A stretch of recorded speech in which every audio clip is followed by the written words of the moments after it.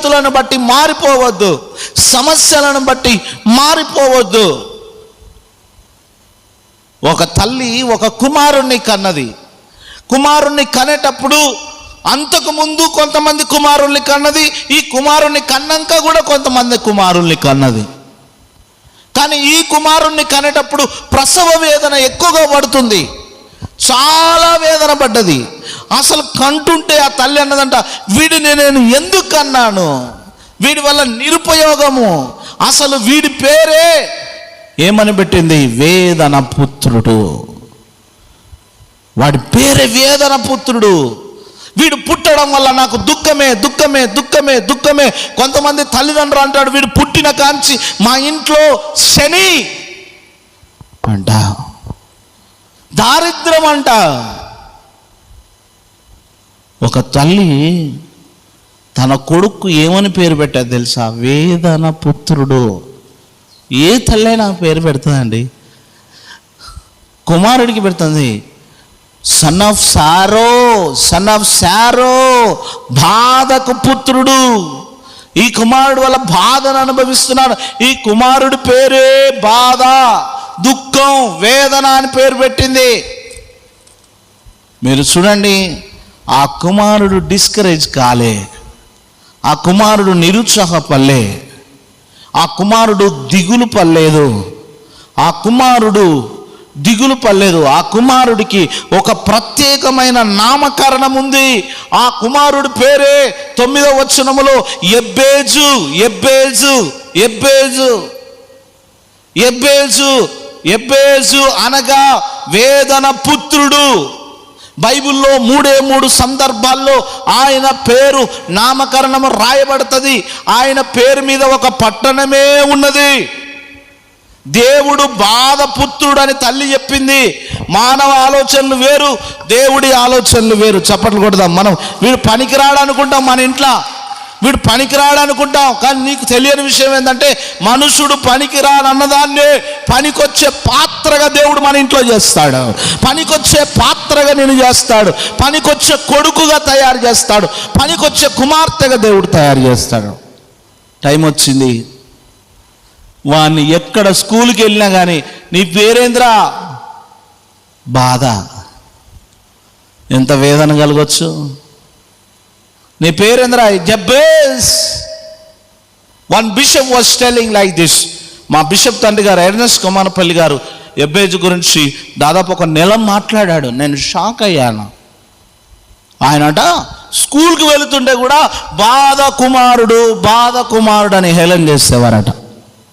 తల్లికి శోకం పెట్టించినోడు, తల్లి కళ్ళల్లో నీళ్ళ చూసినోడు, తల్లిని దుఃఖపరిచినోడు, ఇలాంటి సూటిపోటి మాటలు విన్నాడు. నా ప్రియమైన బిడ్డలారా, అయినా ఎబ్బేజు దిగులు పల్లె. ఎబ్బేజు దిగులు పల్లె.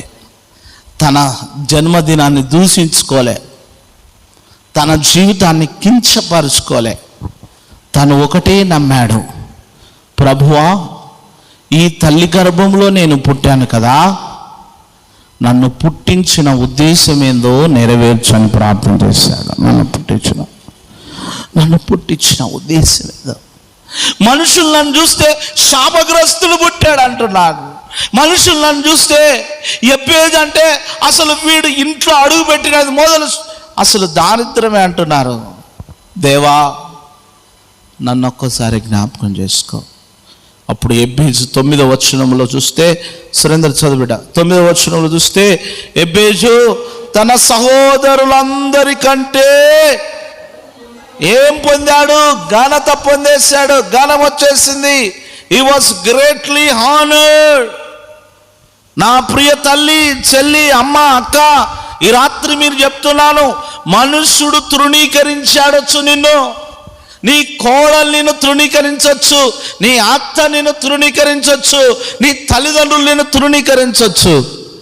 నిన్నెక్కడైతే అవమానపరిచారో అక్కడే నిన్ను ఆశీర్వదించబోతున్నాడు, అక్కడే నీ తలెత్తబోతున్నాడు దేవుడు. నువ్వు నమ్మితే గట్టిగా చప్పట్లు కొడతావు. అక్కడే నీ తలను దేవుడు ఎత్తబోతున్నాడు. నువ్వు నమ్ము బిడ్డ, నువ్వు విశ్వసించు. అన్నదమ్ములు దూషించారు. అరే నేను పుట్టినప్పుడు మమ్మీకి బాధనే లేదురా అని అన్నారు. ఆయన బాధపడలే. ఆయనను దేవుడు తలెత్తుకునేటట్టుగా చేశాడు. సాతాను సంబంధమైన తోబుట్టువులు, రక్త సంబంధులు, రక్త పిశాచులుగా మారిపోయి రక్త సంబంధులు సైతం మనల్ని చంపాలని చూసే ప్రపంచంలో బ్రతుకుతున్నాం. ఎందుకు? ఇది రంగుల ప్రపంచం, మనిషిని నాశనం చేసే ప్రపంచం. కానీ ఎబ్బేజు ప్రార్థన చేస్తున్నారు.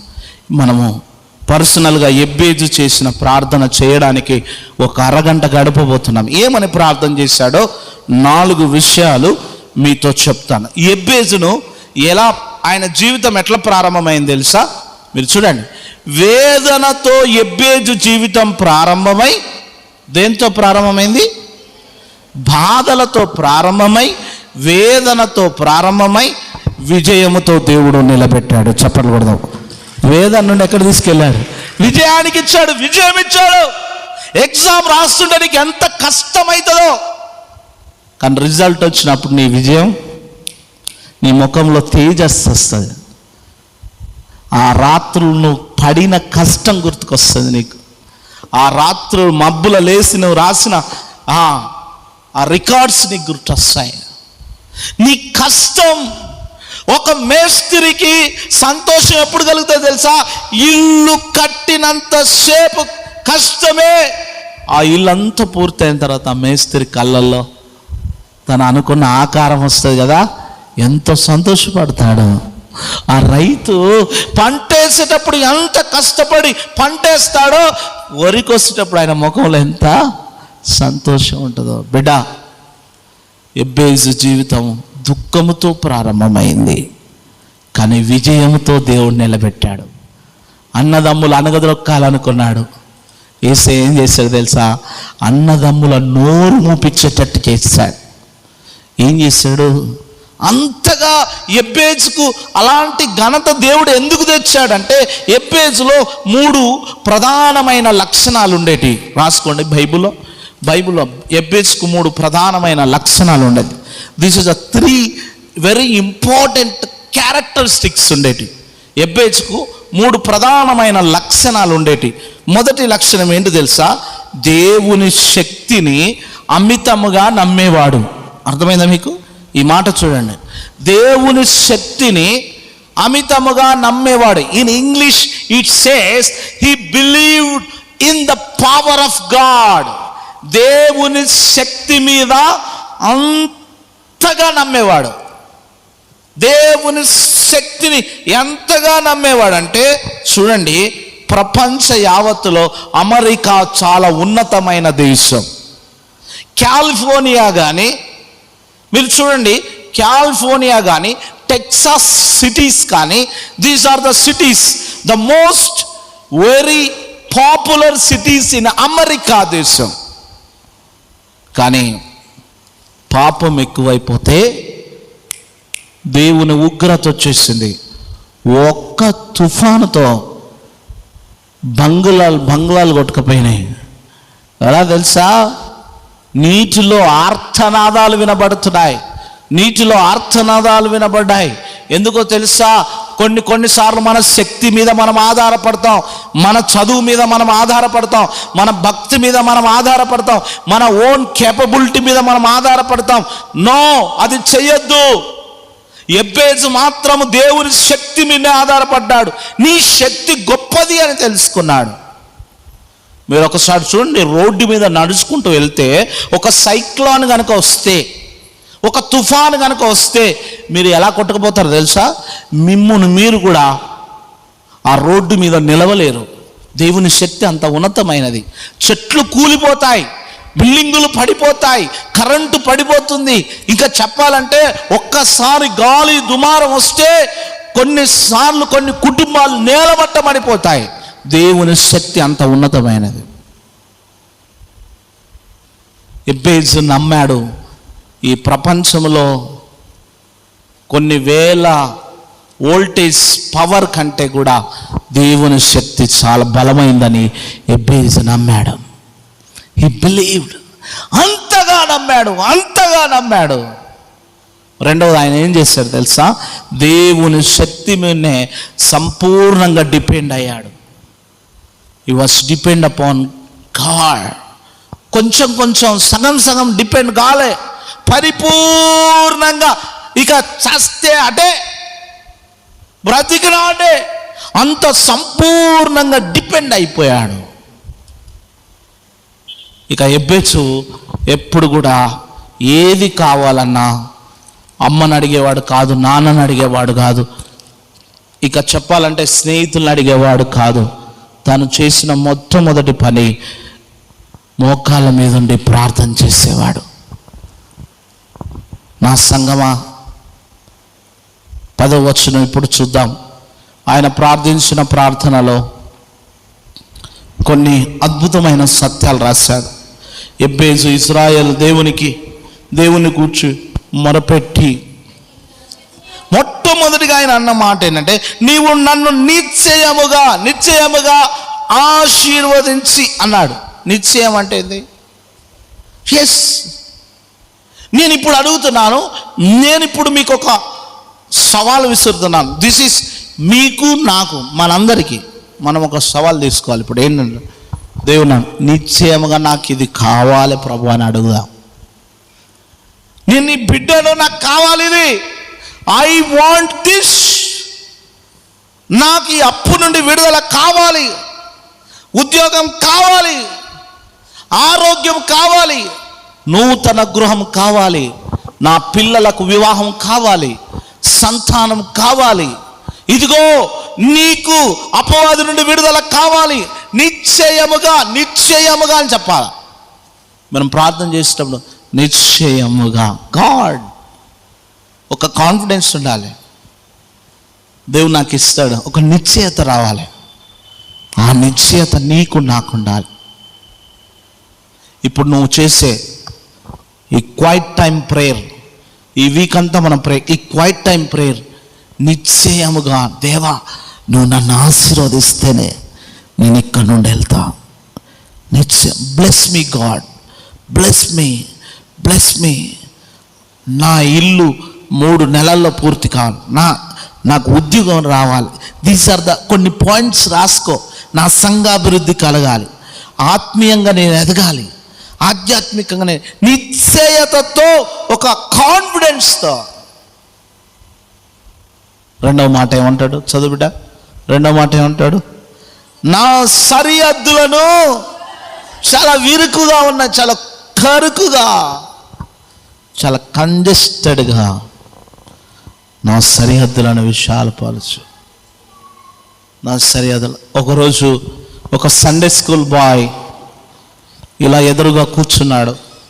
ఒక తల్లి వచ్చి ఒక సాక్ష్యం చెప్తుంది.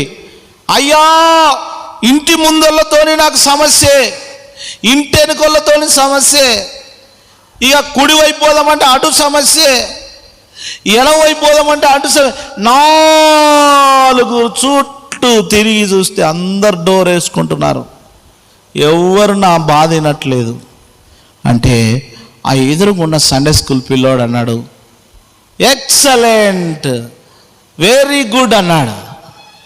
అందరూ ఏరా అన్ని ద్వారాలు వేస్తే వెరీ గుడ్ అంటున్నావేంటి అంటే, వాడన్నాడు, నో ప్రాబ్లం అంటే every door is close but top is open అన్నాడు. చప్పట్లు కొడదాం. పై ద్వారం మాత్రం, అన్ని ద్వారాలు మూసుకుపోయినా నీ చుట్టూ పరలోకపు ద్వారం తెరిసే ఉంది, దాన్ని ఎవ్వరు మూయలేరు, ఎవరి వల్ల కాదు.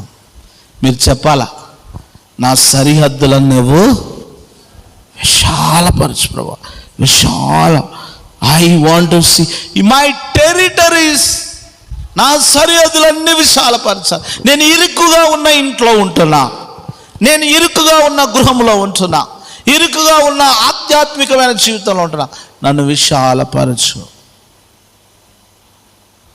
కొంతమంది 3 కుటుంబాలు, 4 కుటుంబాలు, లేకపోతే 2 కుటుంబాలకు ఒక్క చోట ఉండడానికి ఇష్టపడాడు. ఎందుకు అనంటే, కొన్నిసార్లు ఆర్థికమైన ఇబ్బందులను బట్టి సమస్యలు వస్తాయి, ఇబ్బందులు వస్తాయి, ఎవరు ఏమన్నా అనుకోలేరు. వారు మనశ్శాంతిగా ఉంటారు. అప్పుడు ఏమంటారంటే, అయ్యా నాకు ఒక సపరేట్ గృహమే, నాకు సపరేట్ ఇల్లు, నాకు సపరేట్ ఒక ద్వారం తెరు. ఈరోజు నేను అంటున్నా, చెయ్యి, ప్రార్థన చేయి, నా సరిహద్దులను శాలపరచు. మూడవది ఏమంటారు తెలుసా?